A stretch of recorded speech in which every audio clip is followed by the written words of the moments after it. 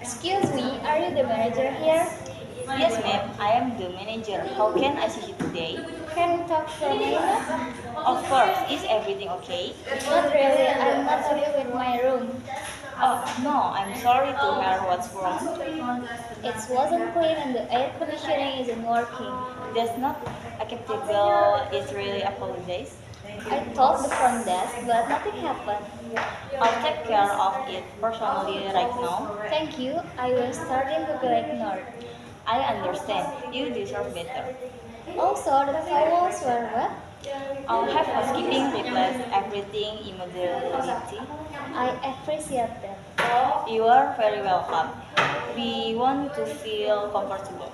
Honestly, I was expecting better service. You are right. Let me make up it up to you. How so? Free room upgrade and a meal on us. That's unfair. Thanks for listening. Thank you for speaking up. We'll make it right.